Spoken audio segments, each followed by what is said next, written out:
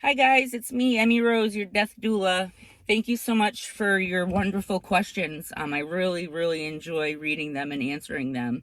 Let's get right to it. So the first question I got was, how do I become a death doula?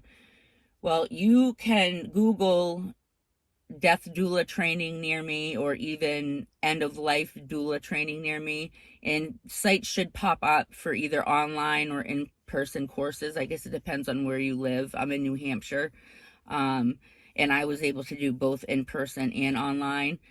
But remember, you don't need to be certified to be a death doula. There's no specific certification that you need to do this line of work.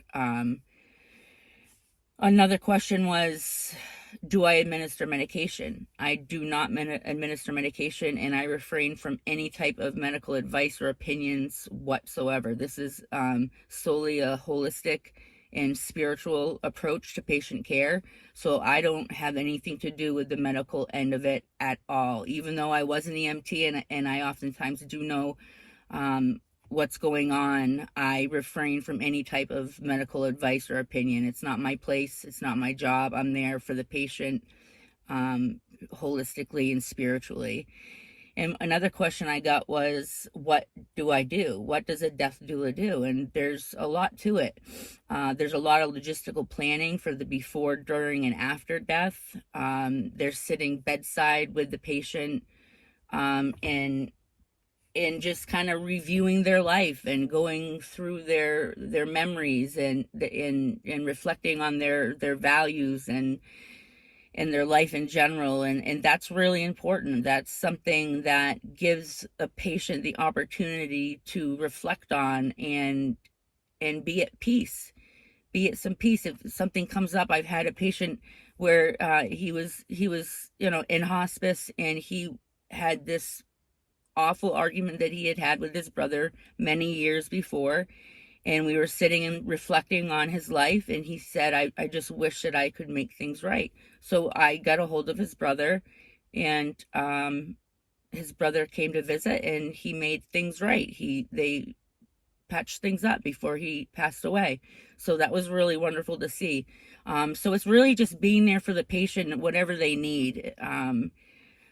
Again, it's solely holistic and spiritual in nature. So there's nothing medical that I do for the patient. I leave that up to the doctors and the nurses and the other caretakers.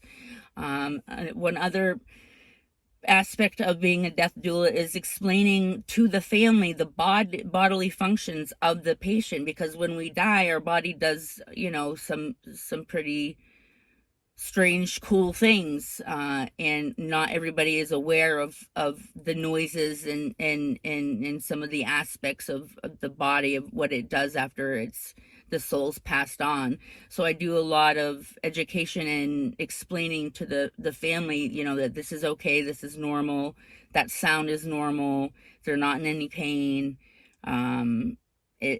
Just helping them through the process too. So remember, typically when there's a patient, there's a family. So you're not just dealing with the patient, you're dealing with the family as well, especially if the family has decided to take care of their loved one towards the end of their life. They need support too. The family needs a lot of support too. So I hope that answered all your questions. Please keep coming with the questions. I love answering them. I think this is wonderful. The more people that know and are educated about this line of work, I think is just awesome. So keep them coming, guys. Thank you. Love you guys. Bye.